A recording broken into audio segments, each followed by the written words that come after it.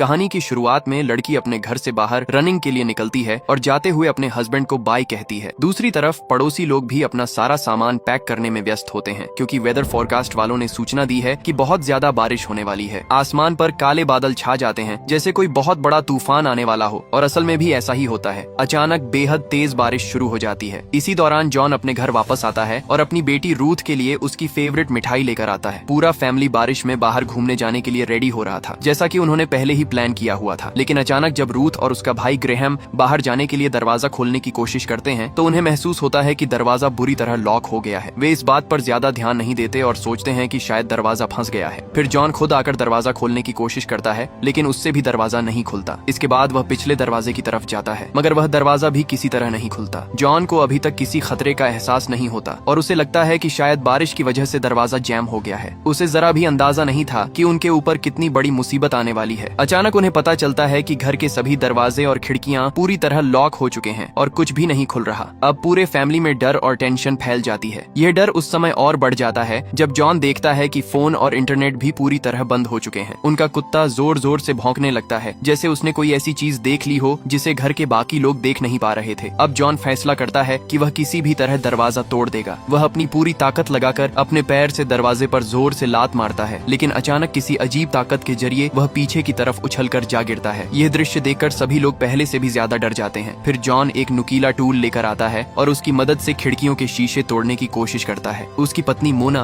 उसके लिए बहुत परेशान हो जाती है। उन्हें अपनी हालत से ज्यादा जॉन की चिंता होने लगती है। फिर एक बहुत बड़ा झटका तब लगता है जब शीशा पूरी तरह टूटने ही वाला होता है कि अचानक वह अपने आप दोबारा जुड़ने लगता है और देखते ही देखते बिल्कुल पहले की तरह ठीक हो जाता है। यह दृश्य देखकर मोना हैरानी और डर से शॉक रह जाती है। जॉन अपनी पूरी ताकत लगाकर घर की सभी खिड़कियों को तोड़ने की कोशिश करता है, लेकिन इसका कोई फायदा नहीं होता। जब वह आखिरी खिड़की तोड़ने की कोशिश कर रहा होता है तो उसे सामने वाले घर से एक रोशनी दिखाई देती है। वह देखता है कि गांव के सभी लोग भी उसकी तरह अपने अपने घरों में भागकर छिप गए हैं। सिर्फ वही लड़की जो मूवी की शुरुआत में रनिंग कर रही थी, वही अकेली बाहर आजादी से घूम रही थी। दूर से ऐसा लग रहा था जैसे वह अपने घर वालों के लिए मदद लेने जा रही हो। ये देखकर जॉन और उसके परिवार को थोड़ी तसल्ली मिलती है। वे लोग सोचते हैं कि जब तक वह लड़की मदद लेकर वापस आती है तब तक वे घर के अंदर अपना कुछ समय गुजार लेते हैं। वे लोग खिड़कियों से अपने पड़ोसियों को देखते हैं। पड़ोसी बड़े बड़े कागजों पर बड़े अक्षरों में लिखकर एक दूसरे से बात कर रहे थे। सब कुछ ठीक ही लग रहा था, लेकिन तभी एक पड़ोसी कुछ ऐसा लिखता है जिसे देखकर सब डर जाते हैं। वह पूछता है, क्या इस पूरे मामले के पीछे गवर्नमेंट का हाथ है? जब जॉन लिखकर पूछता है कि क्यों, तो पड़ोसी जवाब देता है कि शायद वह हमारी जान उनसे बचा सके। पता नहीं वह किसकी बात कर रहा था, लेकिन जॉन डर जाता है कि कहीं इसका असर उसके बच्चों पर न पड़ जाए। रात हो जाती है, मगर जो लड़की मदद लेने गई थी वह वापस नहीं आती। उन्हें समझ नहीं आता कि अब वे क्या करें। हम देखते हैं कि सब लोग खाना खा रहे हैं और पापा बच्चों को समझा रहे हैं कि हम सेफ हैं, कोई समस्या नहीं है, लेकिन बच्चे बिल्कुल भी रिलैक्स नहीं थे। रूथ अपने भाई ग्रेहम से कहती है, मुझे लगता है कि अब हम इस घर से कभी बाहर नहीं निकल पाएंगे। जब बच्चों को अपने भविष्य के बारे में कुछ समझ नहीं आ रहा होता है, तभी जॉन अपनी पत्नी को एक गन दिखाता है। मोना गुस्से में आ जाती है और पूछती है कि उसने उसे बताए बिना ऐसा क्यों किया। जॉन उसे बताता है कि पिछले 2 हफ्तों से उसे बहुत बुरे सपने आ रहे थे कि उनके परिवार पर कोई बहुत बड़ी मुसीबत आने वाली है। इसी वजह से उसने सुरक्षा के लिए यह गन खरीदी थी। ये सुनकर मोना और भी डर जाती है और उसे बिल्कुल नींद नहीं आती। अचानक मोना की आंख खुल जाती है क्योंकि उसे शोर सुनाई देता है। वह नीचे जाकर देखती है तो जॉन एक इलेक्ट्रिक मशीन की मदद से दरवाजे में छेद करने की कोशिश कर रहा होता है, लेकिन वह जितनी बार छेद करता वह दीवार को भी तोड़ने की कोशिश करता, मगर दीवार भी अपने आप दोबारा ठीक हो जाती है। जब मोना पूछती है कि यह क्या हो रहा है तो जॉन बताता है कि दीवार के अंदर पानी का एक घेरा बन गया है, जिसकी वजह से न तो दीवार टूट रही है और न ही बाहर से ऑक्सीजन अंदर आ पा रही है। जॉन बिल्कुल हिम्मत हार चुका था क्योंकि अब उसके पास करने के लिए कुछ भी नहीं था। वह कहता है, हमारे साथ जो कुछ भी हो रहा है ये किसी इंसान का काम नहीं है, ये किसी बहुत बड़ी ताकत का किया धरा है। लगता है हमारा पड़ोसी सच कह रहा था। मोना अंदर से बहुत ज्यादा डरी हुई थी, लेकिन वह अपने बच्चों की खातिर हिम्मत बनाए रखती है। वह जॉन से कहती है कि उसने दीवार में जो छेद किए हैं उन्हें छिपा दे। जॉन दीवार के उस गड्ढे पर एक बहुत बड़ी पेंटिंग लगा देता है। अगले दिन जब वे दोनों सोकर उठते हैं तो उन्हें लगता है कि ये सब सिर्फ एक सपना था, लेकिन तभी उन्हें सब कुछ याद आ जाता है। वे दोनों भागकर दरवाजे के पास जाते हैं और वहाँ उन्हें एक सरप्राइज मिलता है। जब उनके बच्चे उन्हें आवाज देकर बुलाते हैं और कहते हैं, इधर आओ, हमने बहुत कोशिश की लेकिन दरवाजा नहीं खुला। मोना उनसे पूछती है, तुम लोग इतने शांत कैसे हो? रूथ जवाब देती है, हाँ हम शांत हैं क्योंकि हमें पता है कि आप लोग इस प्रॉब्लम को सॉल्व कर लेंगे। बच्चों की यह बात सुनकर मम्मी पापा को बहुत हिम्मत मिलती है और वे नए जोश के साथ घर से बाहर निकलने का रास्ता तलाशने में दोबारा जुट जाते हैं। वे लोग घर के अंदर रहने का एक नया सिस्टम बनाते हैं। सबसे पहले पापा अपने सारे पुराने म्यूजिक रिकॉर्ड्स निकाल कर लाते हैं और बच्चों से कहते हैं कि अजीब चीजें देखने की कैपेबिलिटी इस समय नहीं है, इसलिए म्यूजिक सुनो। फिर वे लोग सोच सोच समझकर पानी और साबुन यूज करते हैं, क्योंकि किसी को नहीं पता था कि वे लोग कब तक बाहर नहीं निकल पाएंगे। वे बहुत धीरे धीरे ब्रश करते हैं ताकि टूथपेस्ट और पानी ज्यादा वेस्ट ना हो। खाने के लिए जो फूड जल्दी खराब होने वाला था वे उसे पहले खा लेते हैं और बाकी खाना बचाकर रख लेते हैं। उन्हें पता था कि अब उनके लिए नया खाना लाने वाला कोई नहीं है। वे पानी भी सावधानी से बचाकर स्टोर करने लगते हैं। लेकिन अचानक उन्हें एक बहुत जरूरी बात याद आती है। उनका कुत्ता घर के अंदर ज्यादा दिनों तक नहीं रह सकता था और ऊपर से वह बीमार भी था और उसकी मेडिसिन भी चल रही थी। जब उसकी दवा खत्म हो जाती तो नई मेडिसिन लाना बहुत मुश्किल हो जाता। पापा हर समय बच्चों को खुश रखने की कोशिश करते हैं। वह उन्हें फिश साफ करना और पकाना सिखाते हैं। वह बच्चों के साथ टॉय पपेट से खेलते हैं। इसी तरह पूरा एक हफ्ता गुजर जाता है, लेकिन उनकी हालत जैसी थी वैसी ही रहती है। वे लोग खाना बहुत सावधानी से बचा बचा कर खा रहे थे, यहाँ तक कि मोना टमाटर काटने के बाद नाइफ पर लगा हुआ पानी भी नहीं धोती, बल्कि उसे एक डिब्बे में डालकर फ्रिज में रख देती है। वे लोग अपने बच्चों को जिंदा रखने के लिए अपनी पूरी कोशिश कर रहे थे। जॉन अभी भी बोर्ड्स पर लिखकर अपने पड़ोसियों से बात कर रहा था। आखिरकार उसकी दोस्ती अपने पड़ोसी डेनिस से हो जाती है। डेंटिस्ट ये जानकर बहुत हैरान हो जाता है कि जॉन के घर में खाने पीने की चीजें खत्म हो चुकी हैं। दिन गुजरते जा रहे थे और वे लोग घर के अंदर डांस करते, टीवी देखते और दरवाजा खोलने की कोशिश करते रहते थे। हर गुजरता हुआ दिन पिछले दिन से ज्यादा मुश्किल होता जा रहा था। एक दिन रूथ और उसका भाई ग्रेहम एक साथ बैठे होते हैं। रूथ कहती है, मैंने देखा है, वह वापस आ गई है। ग्रेहम हैरानी से पूछता है, तुम किसके बारे में बात कर रही हो? क्योंकि उसे बाहर कुछ भी दिखाई नहीं दे रहा था। फिर रूथ ऐसी बात कहती है जिसे सुनकर सब हैरान रह जाते हैं। वह कहती है, जब भी बारिश होती है वह हमसे मिलने आती है। ग्रेहम बहुत ध्यान से बाहर देखता है। फिर वह रूथ को समझाता है कि शायद वह कोई जानवर होगा, क्योंकि बारिश की वजह से ठीक से दिखाई नहीं दे रहा। जब सब लोग रात का खाना खा रहे होते हैं तब रूथ सबको बताती है, मैंने बाहर एक औरत को देखा है जो हमारे घर के अंदर आने की कोशिश कर रही थी। अगर आपको यकीन नहीं आ रहा तो ग्रेहम से पूछ लीजिए। लेकिन हैरानी की बात ये होती है कि ग्रेहम कहता है कि रूथ झूठ बोल रही है और अपने दिमाग में कहानियां बना रही है, क्योंकि पापा को लगता है कि उनकी बेटी सच कह रही है, इसलिए वह उसके लिए परेशान हो जाते हैं। आधे से ज्यादा पड़ोसी मर चुके थे, तो शायद वह औरत भी उन्हीं में से किसी की आत्मा हो सकती थी। पापा रूथ को डांटते हैं और समझाते हैं कि रात के समय खिड़की के पास नहीं जाना, खास तौर पर उस समय जब बारिश हो रही हो। घर का माहौल बेहतर करने के लिए मम्मी सबको एक सरप्राइज देती है। वह सबके लिए न्यू ईयर की स्पेशल कुकीज बनाती है। 2 दिनों के अंदर ही वे लोग घर में क्रिसमस की तैयारी शुरू कर देते हैं, ताकि बच्चों को बिल्कुल भी उदास महसूस न हो। वे उन्हें समझाते हैं कि असली खुशी बाहर घूमने फिरने में नहीं, बल्कि अपने परिवार के साथ मिलकर रहने में है, चाहे जगह या हालात जैसे भी हों। कुछ समय के लिए सब कुछ बेहतर होता हुआ महसूस होने लगता है, लेकिन तभी एक ऐसी घटना होती है जो सब कुछ बदल कर रख देती है। जब सभी लोग खुशी खुशी समय बिता रहे होते हैं, तभी रूथ खिड़की के शीशे से बाहर देखती है। उसे बाहर अपने डेंटिस्ट पड़ोसी की पत्नी दिखाई देती है जो मदद के लिए पुकार रही होती है, और फिर वह अचानक बेहोश होकर गिर जाती है। रूथ जोर से चीख उठती है और अपनी मम्मी पापा से कहती है कि दादी को मदद की जरूरत है। जॉन तुरंत भागकर रूथ को वहाँ से हटा लेता है, क्योंकि उसे पता था कि वह औरत सिर्फ बेहोश नहीं हुई थी, बल्कि अपनी जान गंवा रही थी। जॉन के हाथ में कुछ भी नहीं था, इसलिए वह बेबसी से चुपचाप खड़ा रहता है, क्योंकि वह उस औरत की कोई मदद नहीं कर सकता था। कुछ देर बाद रूथ पूछती है कि क्या दादी को कुछ हो गया है। पापा उससे झूठ नहीं बोल पाते और उसे बता देते हैं कि हाँ, उन्हें कुछ हो गया है। घर के कुत्ते की मेडिसिन की गोलियां भी अब पूरी तरह खत्म होने वाली थीं। जॉन कुत्ते से कोई वादा नहीं कर पाता, बस उसे कहता है कि थोड़ा हौसला रखे जब तक यह बुरा समय गुजर नहीं जाता। रात के समय रूथ अपने कुत्ते के साथ हॉल में बैठी होती है। बाहर बहुत तेज बारिश हो रही होती है और बिजली की गर्जने की जोरदार आवाजें आ रही होती हैं। रूथ से अब और बर्दाश्त नहीं होता। वह पर्दा हटाकर खिड़की से बाहर देखती है। अचानक उसे अपने बिल्कुल सामने एक औरत दिखाई देती है जो जोर जोर से चीख रही होती है। उसकी हालत बहुत खराब होती है। रूथ डर जाती है और उसकी आवाज सुनकर घर के सभी लोग जाग जाते हैं। वे सब देखते हैं कि उस औरत के हाथ में एक नुकीला टूल है और वह उनकी खिड़की तोड़ने की कोशिश कर रही है। पूरा परिवार डर के मारे वहीं खड़ा रह जाता है। उन्हें समझ नहीं आता कि आखिर क्या हो रहा है। फिर उन्हें पता चलता है कि वह औरत असल में उनसे मदद मांग रही है। वह औरत उन्हें वार्निंग देती है, सब लोग मर चुके हैं, यहाँ कोई भी नहीं बचा। कोशिश करना कि वे लोग तुम्हें देख न पाएं। जल्दी से छिप जाओ, प्लीज छिप जाओ। उसे समझ नहीं आता कि वह उसकी मदद कैसे करे, जबकि वह औरत बार बार उनसे मदद मांग रही होती है। तभी सिर्फ 1 सेकंड में उस औरत के पीछे से एक बहुत तेज रोशनी दिखाई देती है। वह औरत उस रोशनी को देखती है और बेहद शांत आवाज में उन्हें दोबारा समझाती है,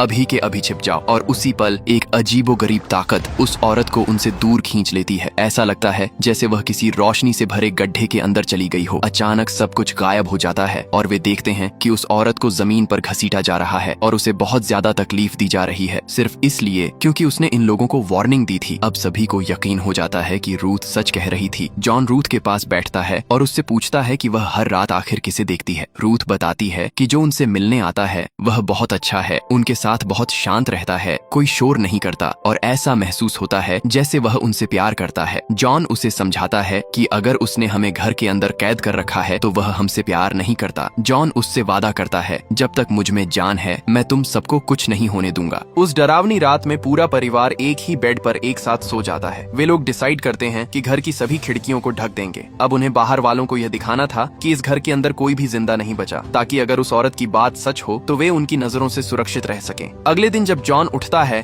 तो वह देखता है कि बाकी पड़ोसी भी अपनी जान गंवा रहे हैं। वह तुरंत यह बात अपने बच्चों से छिपा लेता है और कहता है, चलो बच्चों, एक्सरसाइज का टाइम हो गया है। सभी लोग अपनी अपनी फेवरेट एक्सरसाइज करने लगते हैं। हमेशा की तरह रूथ जब भी कोई काम करती है तो कुछ न कुछ गड़बड़ हो ही जाती है। एक्सरसाइज की वजह से घर की दीवारों में दरारें पड़ने लगती हैं। वह तुरंत भागकर अपनी मम्मी पापा को बताती है। फिर वे लोग ध्यान से देखते हैं कि घर की चिमनी में एक जगह खाली है। रूथ आइडिया देती है कि हम ऊपर छत की तरफ से बाहर निकल सकते हैं क्योंकि यही एक रास्ता खुला हुआ है, लेकिन मोना उसे समझाती है कि वह जगह उनका वजन नहीं सह पाएगी। रूथ कहती है, मेरा वजन कम है, मैं ऊपर जा सकती हूँ। वे लोग उसे अच्छी तरह रस्सी से बांध देते हैं ताकि उसे आराम से ऊपर भेजा जा सके और जरूरत पड़ने पर वापस नीचे भी खींचा जा सके। जब रूथ ऊपर जा रही होती है तो वह बताती है कि वहाँ हर तरफ दरारें पड़ी हुई हैं। वह अपनी माँ से कहती है कि सब कुछ इसी तरह रहने दें। कुछ देर डर में रहने के बाद रूथ आखिरकार ऊपर पहुँच जाती है। वह खुशी से कहती है, मुझे हवा दिखाई दे रही है, मैं हवा को महसूस कर सकती हूँ। लेकिन अचानक उसी पल बाहर का मौसम बेहद खराब हो जाता है। ऐसा लगता है जैसे बाहर का मौसम ही नहीं चाहता कि कोई इंसान जिंदा रहे। वे सभी डर जाते हैं और तुरंत रूथ को नीचे खींच लेते हैं ताकि उसे कोई नुकसान न पहुंचे। उन्हें समझ नहीं आता कि अब वे इस हालत का क्या करें। तभी उन्हें पता चलता है कि उनका कुत्ता डर और दवा न मिलने की वजह से धीरे धीरे मरने वाला है। मोना बच्चों को समझाती है कि कुत्ता बहुत बूढ़ा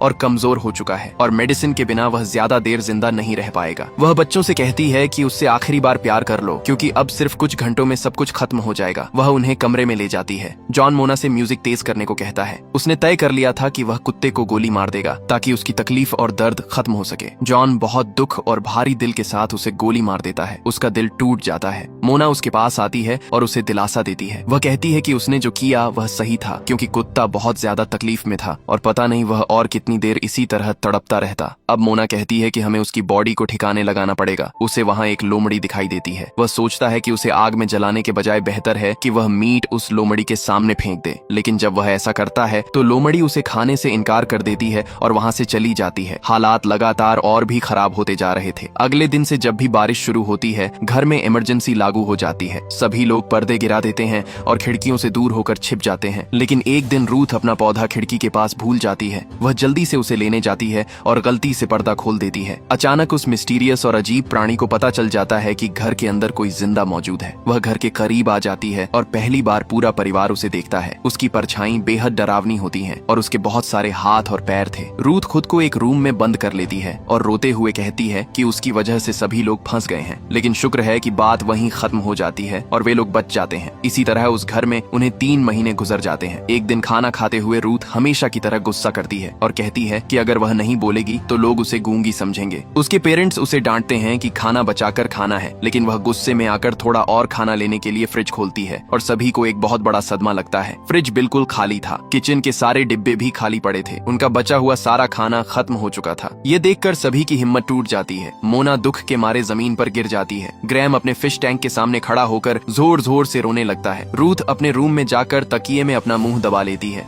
जॉन वहीं चुपचाप खड़ा रहता है। वह अब भी आखिरी समय तक अपने परिवार को एक साथ जोड़े रखने की कोशिश कर रहा था। अचानक ग्रैहम उनके पास आता है। उसने अपनी प्यारी फिश को काट दिया था, बिल्कुल उसी तरह जैसे उसके पापा ने उसे सिखाया था। वह फिश उन्हें खाने के लिए दे देता है। यह देखकर रूथ भी वापस आ जाती है और सभी को ऐसा महसूस होता है जैसे उसे अकल आ गई हो। वे सभी एक दूसरे को गले लगा लेते हैं। अब पापा डिसाइड करते हैं कि वे किसी हिरण या लोमड़ी का शिकार करेंगे। वे एक स्कूटर लेते हैं और उसे चिमनी के अंदर एक ट्रैप बनाने के लिए इस्तेमाल करते हैं। वे कई बार कोशिश करते हैं, कभी वे नाकाम हो जाते, कभी थोड़ा करीब पहुंचते और फिर दोबारा फेल हो जाते। इसी तरह यह सिलसिला चलता रहता है। फिर उन्हें सामने एक गाजर मिलती है।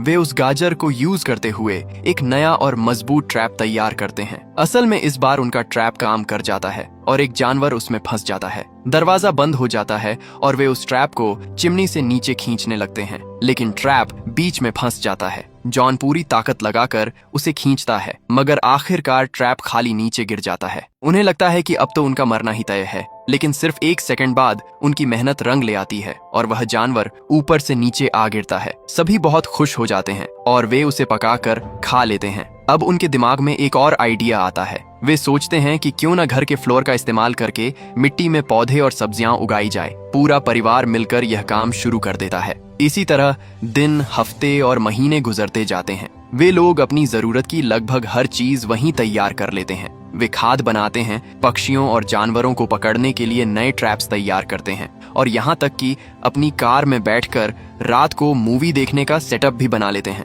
हर गुजरते दिन के साथ वे कुछ जरूरी चीजें खो रहे थे, लेकिन उसके साथ नई चीजें भी सीख रहे थे। अब एक बहुत बड़ा सरप्राइज उनका इंतजार कर रहा था। इसी तरह रहते रहते उन्हें पूरे 5 साल गुजर चुके थे। उनका घर अंदर से एक बहुत बड़े गार्डन में बदल चुका था। उन्हें डर था कि कहीं वे दिनों का हिसाब न भूल जाएं और अपनी उम्र भी याद न रहे। इसी वजह से सभी लोग हर रोज डेट लिखते थे ताकि उन्हें अपनी उम्र का अंदाजा रहे। घर के बाहर का नजारा भी पूरी तरह बदल चुका था। जहाँ पहले खाली जगह थी, वहाँ अब एक जंगल बन गया था, जहाँ भालू, हिरन और लोमड़ियां घूमती रहती थीं। वे लोग अब बारिश के लिए पूरी तरह तैयार रहते थे। जैसे ही बारिश शुरू होती, सभी लोग अपनी अपनी जगह पर ठीक से बैठ जाते और घर की सारी चीजें अपने आप बंद हो जाती थीं और उनके ट्रैप्स भी अपने आप शिकार को पकड़ लेते थे। एक रात वह घटना होती है जिसके बारे में उन्होंने कभी सोचा भी नहीं था। वह अजीबोगरीब मिस्टीरियस मॉन्स्टर खुद उनके घर का दरवाजा खोल देता है। सभी लोग घबराकर तुरंत किसी न किसी चीज के नीचे या उसके पीछे छिप जाते हैं ताकि वह मॉन्स्टर उन्हें देख न सके। वह मॉन्स्टर अपनी डरावनी शक्ल में घर के अंदर दाखिल होता है, लेकिन अच्छी बात यह थी कि उसने आखिरकार दरवाजा खोल दिया था। वे देखते हैं कि वह मॉन्स्टर पानी से बना हुआ था। वह जहाँ भी अपना पैर रखता, वहाँ की जमीन बर्फ में बदल जाती थी। परिवार वाले छिप छिप कर उससे खुद को बचाते रहते हैं। जब मॉन्स्टर को घर में कोई इंसान नहीं मिलता, तो वह घर के अंदर उगाई गई सारी मिट्टी और पौधों को तबाह कर देता है। इसके बाद वह घर से बाहर चला जाता है और दरवाजा खुला छोड़ देता है। यह देखकर ग्रेहम तुरंत बाहर निकलने की कोशिश करता है, लेकिन उसके वहां पहुंचने से पहले ही दरवाजा बंद हो जाता है। लेकिन जॉन देखता है कि पहले जो छेद पानी से भर गए थे, अब उन्हीं छेदों के जरिए सूरज की रोशनी अंदर आ रही है। जॉन के दिल में एक उम्मीद जागती है कि शायद अब दरवाजा खोला जा सकता है। सभी लोग ध्यान से दरवाजे को देख रहे होते हैं। जब जॉन दरवाजे का हैंडल पकड़ता है, तो सिर्फ 1 सेकंड में उनकी उम्मीद फिर से टूट जाती है, क्योंकि दरवाजा पहले की तरह ही लॉक्ड था। रूथ किताबें पढ़ती हैं और सभी को बताती है कि उनका शहर पहले समुद्र का एक हिस्सा था, जहां ये अजीब कीड़े और समुद्री जीव रहते थे। वह कहती है, शायद ये जीव हमें मारना नहीं चाहते, वे सिर्फ चाहते हैं कि हम यहाँ से चले जाएं, क्योंकि यह जगह और यह जमीन उनकी है, हमारी नहीं। यह बात सभी को काफी हद तक सही लगती है। मॉन्स्टर के आने की वजह से उनके घर की मिट्टी खराब हो गई थी और अब उनके सारे पौधे मर रहे थे। इसी सदमे के दौरान वे देखते हैं कि उनके ऑटोमेटिक ट्रैप ने एक जानवर को पकड़ लिया है। अगर रूथ ने उसमें अपना हाथ नहीं डाला होता, तो वह जानवर जिंदा ही जल जाता। रूथ को उस पर तरस आ जाता है। वह उसे हाथ लगाती है और कहती है, नहीं, तुम अभी बहुत छोटे हो। लेकिन वह छोटा सा जानवर उसे काट लेता है और रूथ जोर से चीख उठती है। उस जानवर के काटने में जहर था और उनके पास घाव साफ करने के लिए भी कोई मेडिसिन मौजूद नहीं थी। जॉन तुरंत भागकर उस जानवर को पकड़ लेता है ताकि घर में और कोई नुकसान न हो और अपने नंगे हाथों से उसकी गर्दन अलग कर देता है। अगर रूथ ने यह बेवकूफी नहीं की होती, तो शायद उन्हें आगे बढ़ने का रास्ता नहीं मिलता, जो हमें अभी पता चलने वाला था। रूथ के शरीर के अंदर इन्फेक्शन फैलने लगता है, उसे बुखार हो जाता है और ठीक होने के लिए उसे एंटीबायोटिक मेडिसिन की जरूरत होती है, लेकिन उनके पास दवा मौजूद नहीं थी। मोना फैसला करती है कि इतने साल जिंदा रहने के बाद वह अपनी बेटी को इस तरह मरने नहीं देगी। जॉन तुरंत अपनी कार में बैठता है और पूरी स्पीड से उसे घर के दरवाजे पर दे मारता है ताकि दरवाजा टूट जाए, लेकिन कार बुरी तरह तबाह हो जाती है और दरवाजे को कुछ भी नहीं होता। उल्टा जॉन को चोट लग जाती है। चोट की वजह से जॉन ठीक से देख भी नहीं पा रहा था। तभी उसे जमीन की मिट्टी में कुछ दरारें दिखाई देती हैं। वह एक नुकीले टूल से जमीन तोड़ने की कोशिश करता है, शायद वहाँ से कोई रास्ता निकल आए। जैसे ही वह जमीन तोड़ता है, उसका टूल टूट जाता है। मोना डर जाती है कि कहीं पूरा घर ही उनके ऊपर न गिर जाए। मोना जॉन को ऐसा करने से मना करती है, लेकिन जॉन हार मानने के लिए तैयार नहीं था। वह एक जगह चुपचाप खड़ा नहीं रह सकता था, खास तौर पर जब उसका फैमिली उससे दूर जा रहा था। वह उन दरारों के पीछे पीछे चलता जाता है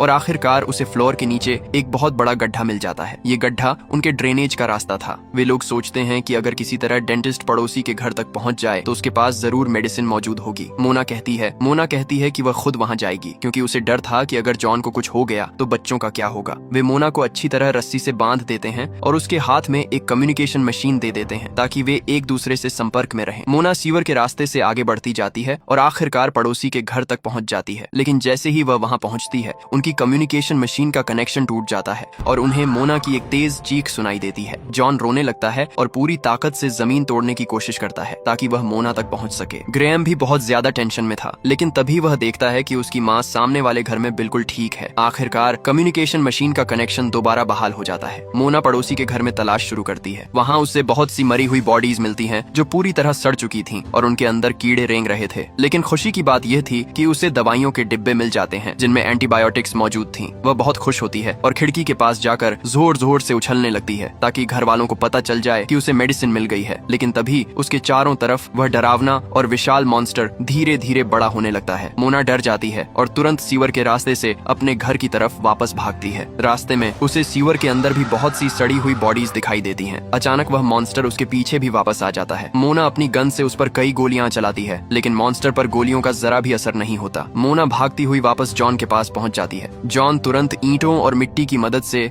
सीवर के उस गड्ढे को हमेशा के लिए बंद कर देता है। आखिरकार रूथ को मेडिसिन मिल जाती है। उस मॉन्स्टर से बचने के बाद पूरा फैमिली मिलकर फैसला करता है कि अब उन्हें हर हाल में घर से बाहर निकलना ही होगा। घर में मौजूद खाने की मिट्टी खराब हो चुकी थी और अब वे उसमें कुछ भी उगाने के काबिल नहीं रहे थे, इसलिए अब उन्हें कोई न कोई रास्ता निकालना ही था। वे सभी अपने अपने हथियार तैयार करते हैं। उनका प्लान ये था कि वे मॉन्स्टर को फंसाएंगे और फिर उसके ऊपर आग लगा देंगे। लेकिन जब बारिश का समय आता है और वे सभी पूरी तरह तैयार खड़े होते हैं, तभी एक अजीब घटना होती है। घर के सारे नल अपने आप खुल जाते हैं। चिमनी, बाथरूम और घर की हर जगह से पानी निकलना शुरू हो जाता है। पूरा घर तेजी से पानी में डूबने लगता है, जिसका उन्हें बिल्कुल अंदाजा नहीं था। उनका सारा प्लान पानी में बह जाता है। जॉन पानी में गोते खाने लगता है। पानी इतना ज्यादा बढ़ जाता है कि सभी लोग डूबने लगते हैं। जब मोना शीशा तोड़ने की कोशिश कर रही होती है, तभी उसे खिड़की के बाहर बहुत सारे छोटे छोटे अजीब जानवर दिखाई देते हैं जो उसी बड़े मॉन्स्टर जैसे दिखते थे। बहुत से नए और अजीब मॉन्स्टर्स उनके घर के अंदर घुस आते हैं और उन पर हमला कर देते हैं। जब जॉन का प्लान कुछ हद तक कामयाब होता है और मोना एक मॉन्स्टर को आग लगाने में कामयाब हो जाती है, तो वह मॉन्स्टर चुप नहीं बैठता। वह अपने अनगिनत हाथों से मोना को पकड़कर दूर फेंक देता है। फिर वह जॉन की तरफ भी झपटता है और उसे बुरी तरह मारने लगता है। सभी लोग एक जगह इकट्ठा हो जाते हैं। ग्रेहम कहता है, आप सब जल्दी से ऊपर चले जाइए, मैं तैयार कर सारे टूल्स लेकर आता हूँ। पापा उस पर भरोसा करते हैं, लेकिन मोना बहुत ज्यादा डर जाती है और उसे ऐसे देखती है जैसे शायद वह उसे आखिरी बार देख रही हो। लेकिन ग्रेहम बड़ी बहादुरी से तैर कर जाता है और जो चीजें उसे चाहिए थीं, उन्हें उठा लेता है। मॉन्स्टर उसके पीछे लगा हुआ था और उसे पकड़ने ही वाला था, लेकिन आखिर में पापा उसे ऊपर खींच लेते हैं और वह बच जाता है। हम देखते हैं कि वे सभी घर की सबसे ऊपर वाली छत तक पहुंच चुके हैं, लेकिन वहां के शीशे भी लॉक थे और उन्हें समझ नहीं आ रहा था कि अब कहां जाए। पानी बहुत तेजी से ऊपर बढ़ रहा था और सारे मॉन्स्टर्स भी उन पर हमला कर रहे थे। आखिरकार उनका आधा प्लान कामयाब हो जाता है। वे घर की नालियों का रास्ता खोल देते हैं, जिसकी वजह से पानी कम होने लगता है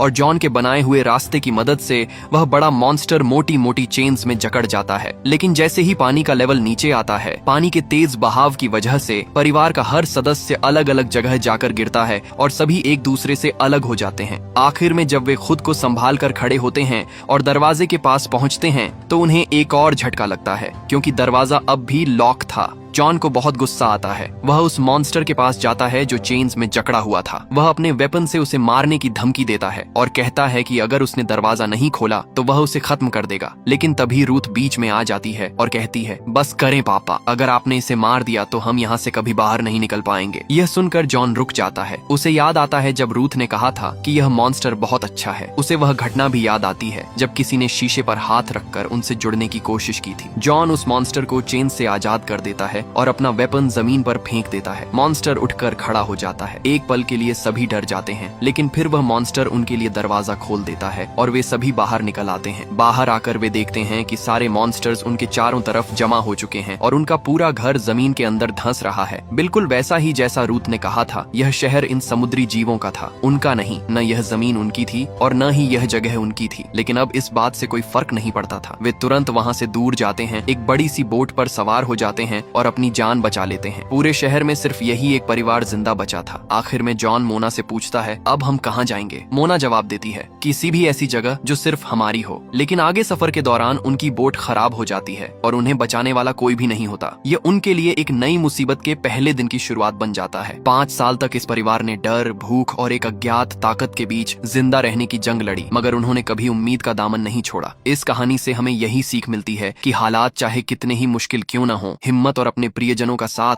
इंसान को हर मुसीबत से निकलने की ताकत देता है। जिंदगी में रास्ते बंद हो जाए तो हार मानने के बजाय नई राह तलाशनी चाहिए, क्योंकि उम्मीद की एक छोटी सी किरण भी हमें आगे बढ़ने का हौसला दे सकती है। अगर आपको यह कहानी पसंद आई हो तो हमारे चैनल को सब्सक्राइब करें और कमेंट में बताएं कि अगली वीडियो में आप किस फिल्म की कहानी सुनना